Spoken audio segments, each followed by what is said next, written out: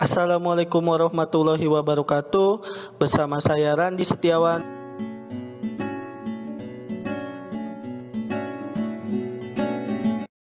Pada materi kali ini saya akan membahas tentang optika geometri. Check this out. Optika geometri merupakan optik yang membahas tentang pemantulan cahaya dan pembiasan cahaya.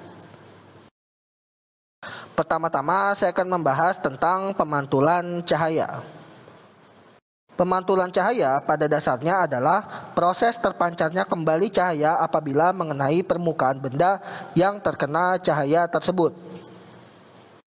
Ada dua jenis pemantulan cahaya, yaitu pemantulan teratur dan pemantulan baur. Pemantulan teratur terjadi ketika suatu berkas cahaya sejajar datang pada permukaan yang halus atau rata seperti permukaan cermin datar atau permukaan air yang tenang. Sedangkan pemantulan baur terjadi ketika suatu berkas cahaya sejajar datang pada permukaan yang kasar atau tidak rata sehingga dipantulkan ke berbagai arah yang tidak tertentu. Dari sifat-sifat pemantulan cahaya pada cermin diperoleh hukum pemantulan cahaya, yaitu 1. Sinar datang, garis normal, dan sinar pantul terletak pada satu bidang datar. 2. Sudut datang sama dengan sudut pantul. Selanjutnya saya akan membahas tentang cermin datar. Cermin datar merupakan cermin yang sudah umum ada di dalam rumah. Cermin datar menghasilkan bayangan, maya, tegak, dan sama besar terhadap benda. Berikut ini rumus untuk cermin datar.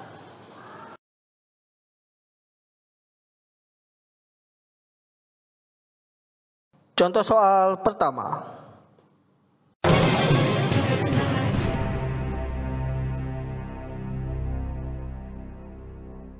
Baik, dari soal ini diketahui tinggi orang tersebut adalah 160 cm. Yang ditanyakan adalah P, tinggi cermin minimum. Untuk mencari tinggi cermin minimum, cukup dengan setengah dikalikan dengan H atau setengah dikali dengan tinggi. Setengah dikali 160 dan hasilnya adalah 80 cm.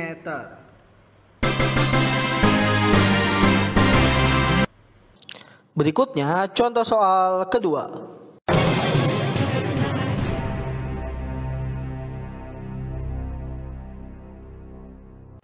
Baik, pada soal ini diketahui sudut yang dibentuk antara dua cermin adalah 45 derajat.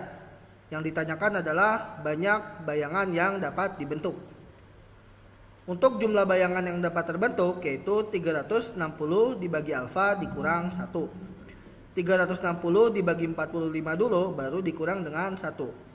360 dibagi 45 hasilnya adalah 8 dan 8 dikurang 1 hasilnya adalah 7. Jadi jumlah bayangan yang dapat terbentuk oleh dua cermin tersebut adalah 7. Berikutnya saya akan membahas tentang cermin cekung. Cermin cekung adalah cermin yang berbentuk melengkung ke dalam. Cermin cekung bersifat konvergen atau mengumpulkan cahaya dan fokusnya bernilai positif. Cermin cekung banyak dimanfaatkan pada lampu mobil, senter, dan lain-lain. Berikut ini adalah sinar-sinar istimewa pada cermin cekung. Pertama, sinar datang yang sejajar dengan sumbu utama akan dipantulkan melalui fokus. Nah, sinar datang sejajar sumbu utama yang ini, garis lurus, akan dipantulkan melalui fokus, yaitu ke arah sini. Kedua, sinar datang yang melewati fokus akan dipantulkan sejajar dengan sumbu utama. Nah, pertama sinar datang yang melalui fokus, kemudian dipantulkan sejajar dengan sumbu utama. Berikutnya, sinar datang yang melalui titik lengkung R akan dipantulkan kembali ke arah yang sama, yaitu yang ini. Sinar datang melalui R akan dipantulkan lagi ke arah yang sama. Berikutnya saya akan membahas tentang cermin cembung. Cermin cembung adalah cermin yang memiliki lengkungan ke arah luar. Cermin cembung bersifat divergen atau menyebarkan cahaya. Nilai fokus pada cermin cembung adalah negatif. Pemanfaatan cermin cembung dapat ditemukan pada spion, cermin pencegah tabrakan yang banyak dipasang pada perempatan atau pertigaan jalan, dan lain-lain. Berikutnya, sinar-sinar istimewa pada cermin cembung.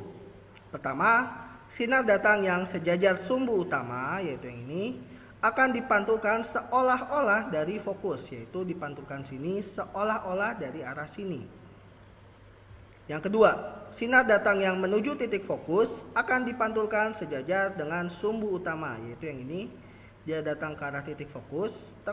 Nah, kemudian dipantulkan sejajar dengan sumbu utamanya, yaitu yang ini.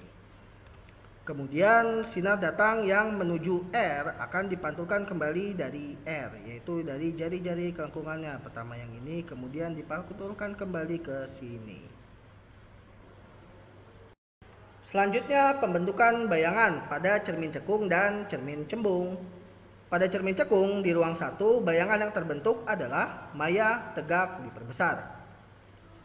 Dan untuk cermin cekung di ruang 2 akan membentuk bayangan nyata terbalik diperbesar.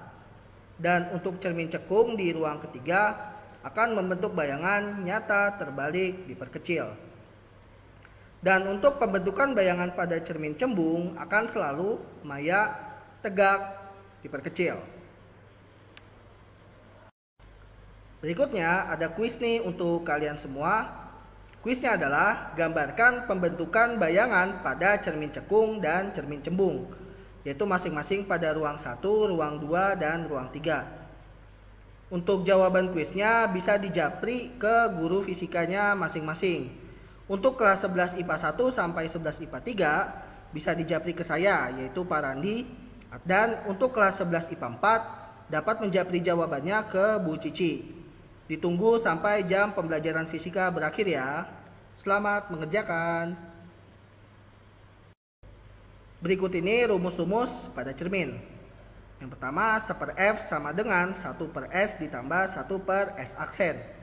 Di mana F adalah jarak fokus, S adalah jarak benda ke cermin, dan S aksen adalah jarak bayangan ke cermin. Di mana F sama dengan setengah R. R itu adalah jari-jari kelengkungan pada cermin.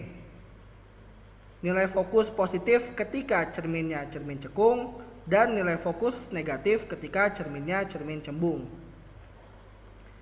Dan berikutnya di sini ada rumus lagi, M sama dengan min S aksen per S nilai mutlak. Nilai mutlak di sini artinya nilai perbesaran tidak akan negatif, atau bisa diartikan juga perbesaran sama dengan H aksen per H, di mana M adalah perbesaran pada cermin, H adalah sama dengan tinggi benda, dan H aksen adalah tinggi bayangannya. Berikutnya contoh soal ketiga.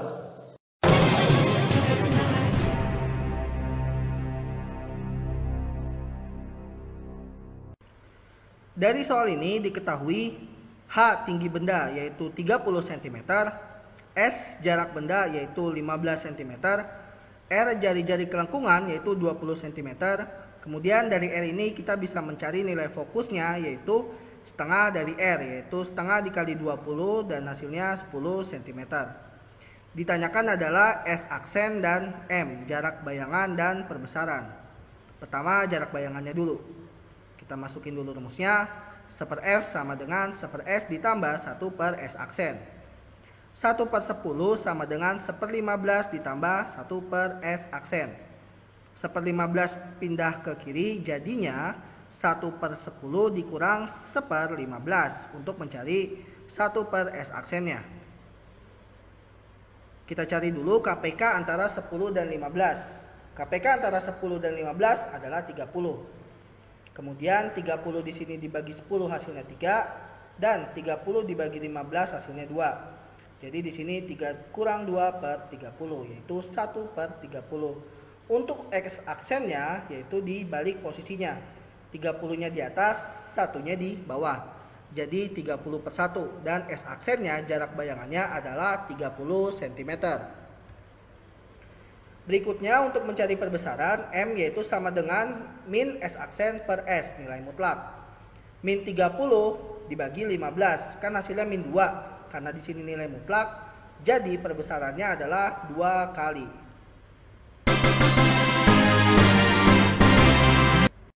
Setelah kita sebelumnya membahas pemantulan cahaya, kali ini saya akan membahas tentang pembiasan cahaya. Pernahkah kalian memperhatikan kolam renang yang airnya jernih terlihat seperti dangkal, padahal aslinya kolam renang tersebut sebenarnya dalam? Atau kamu pernah mencoba mencelupkan pensil ke dalam gelas berisi air, namun pensil tersebut terlihat seperti patah? Peristiwa-peristiwa tersebut merupakan contoh dari pembiasan cahaya. Pembiasan cahaya merupakan peristiwa perubahan arah rambat cahaya ketika berpindah dari satu medium ke medium lain yang kerapatan optiknya berbeda. Pembiasan yang akan saya bahas kali ini adalah pembiasan pada lensa. Lensa adalah benda bening yang dibentuk sedemikian rupa sehingga dapat membiaskan atau meneruskan hampir semua cahaya yang melaluinya. Ada 2 jenis lensa, yaitu lensa cembung atau lensa positif dan lensa cekung atau lensa negatif. Lensa cembung disebut juga dengan lensa konvergen atau lensa positif, merupakan lensa yang memiliki bagian tengah lebih tebal daripada bagian ujungnya. Berikutnya sinar-sinar istimewa pada lensa cembung. Yang pertama, yang warna merah ini, sinar datang sejajar sumbu utama akan diteruskan melalui fokus. Yang kedua, yang warna hijau, sinar datang yang menuju pusat lensa akan diteruskan. Yang ketiga, yang berwarna ungu, sinar datang melalui fokus akan diteruskan sejajar dengan sumbu utama. Lensa cekung disebut juga lensa divergen atau lensa negatif. Adalah lensa yang memiliki bagian tengah lebih tipis daripada bagian ujungnya. Berikut adalah sinar-sinar istimewa pada lensa cekung.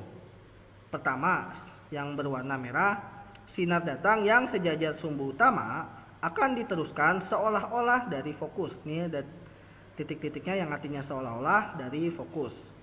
Kemudian yang kedua yang berwarna ungu, sinar datang yang menuju fokus akan diteruskan sejajar sumbu utama. Sinar datang yang menuju fokus akan diteruskan sejajar sumbu utama.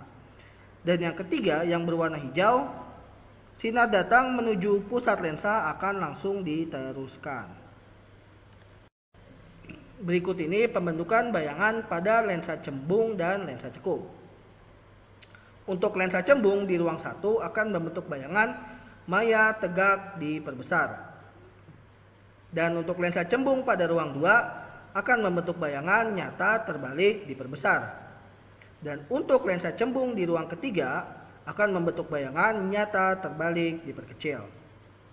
Untuk pembentukan bayangan pada lensa cekung akan selalu maya tegak diperkecil. Berikut ini rumus-rumus pada lensa. Ya, untuk rumus-rumus pada lensa ini kurang lebih sama seperti rumus pada cermin. Yaitu di sini 1/F sama dengan 1/S ditambah 1/S aksen. Di mana F adalah jarak fokus, S adalah jarak benda ke lensa, S aksen adalah jarak bayangan ke lensa. Di mana F-nya juga di sini sama dengan setengah R. Di mana R adalah jari-jari kelengkungan pada lensa. Nah, di sini bedanya. Bedanya adalah F positif untuk lensa cembung dan fokus negatif untuk lensa cekung. Dan untuk menghitung perbesarannya juga sama. Di sini M sama dengan min setengah S aksen per S mutlak atau juga sama dengan H aksen per H. Di mana M adalah perbesaran lensa, H adalah tinggi benda, H aksen adalah tinggi bayangan. Berikutnya contoh soal keempat.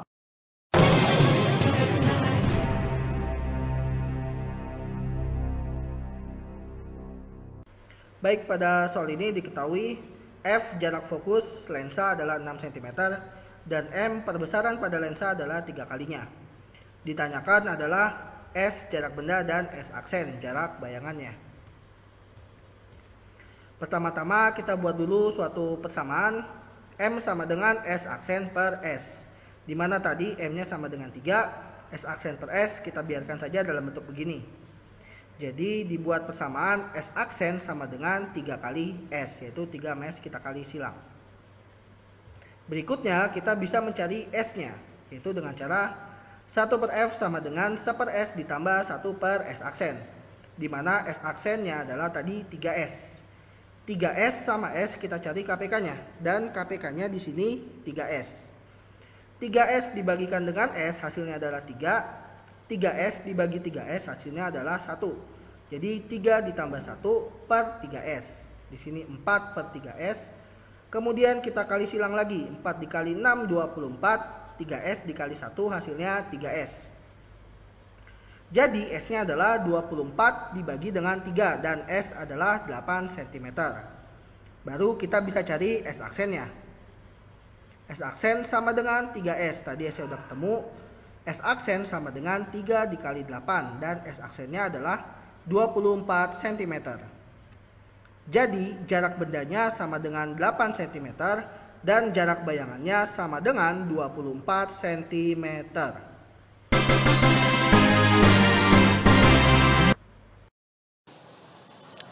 Terima kasih sudah menonton videonya. Like jika kalian suka, komen untuk memberikan saran, serta subscribe agar saya makin semangat bikin videonya. Sekian, wassalamualaikum warahmatullahi wabarakatuh.